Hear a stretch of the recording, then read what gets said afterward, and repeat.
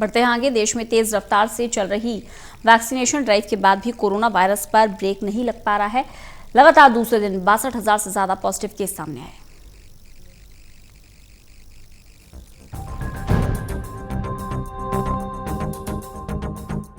देश में corona virus के मामले बेहद तेजी से बढ़ रहे हैं। पिछले 2 दिनों में कोरोना के दैनिक मामले 60,000 के पार आ रहे हैं। हालांकि कोरोना को रोकने के लिए राज्य सरकारों द्वारा कई अहम कदम भी उठाए जा रहे हैं, लेकिन कोरोना पर काबू पाना अब टेढ़ी खीर जैसा हो गया है। पिछले 24 घंटों में देश में कोरोना के 62,714 नए मामले सामने आए। वहीं 300 से ज्यादा लोगों ने इस खतरनाक वायरस के आगे अपना दम तोड़ा। केंद्रीय स्वास्थ्य मंत्रालय की ओर से जारी ताजा आंकड़ों के मुताबिक पिछले 24 घंटों में देश में 312 लोगों ने अपनी जान गंवा दी। कोरोना के कहर को देखते हुए होली के मौके पर महाराष्ट्र से लेकर दिल्ली तक नई गाइडलाइंस जारी की गई है। महाराष्ट्र में जहां नाइट कर्फ्यू लगा दिया गया, वहीं दिल्ली में शादी समारोह के लिए गेस्ट की संख्या भी तय कर दी गई है। हालांकि केजरीवाल सरकार ने फिलहाल दिल्ली में लॉकडाउन से साफ इनकार किया है। महाराष्ट्र की बात करें तो यहां कोविड-19 से 166 लोगों की मौत होने की पुष्टि हुई, जो पिछले साल 23 अक्टूबर के बाद का सबसे बड़ा आंकड़ा है। इसके अलावा संक्रमण के 35,726 नए मामले भी सामने आए। राज्य की राजधानी मुंबई में कोविड-19 के 6,130 नए मामले सामने आए, जो महामारी शुरू होने के बाद से शहर में किसी एक दिन में सामने आए मामलों की सबसे बड़ी संख्या है। मुंबई में कोविड के और 12 मरीजों की मौत होने से कुल मृतकों की संख्या बढ़कर 11,645 पहुंच गई।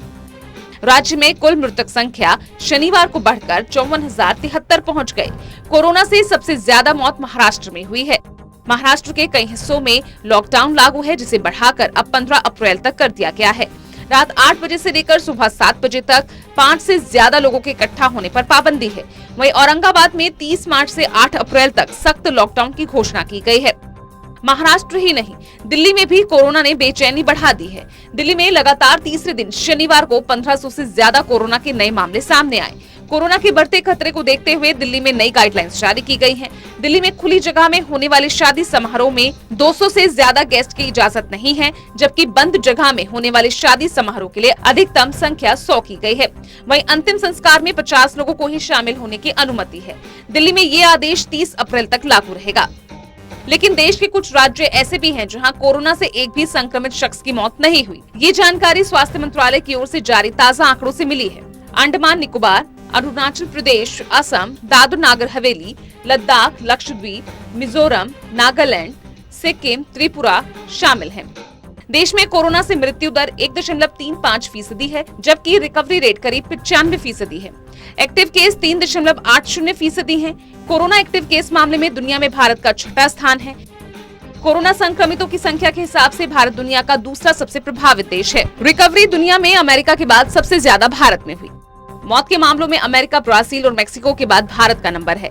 देश में 16 जनवरी को कोरोना का टीका लगाए जाने के अभियान की शुरुआत हुई थी। 27 मार्च तक देश भर में 6,02,69,782 कोरोना डोज दिए जा चुके हैं। बीते दिन 21,54,170 टीके लगे। वैक्सीन की दूसरी खुराक देने का अभियान 13 फरवरी से शुरू हुआ था। Special desk, total news.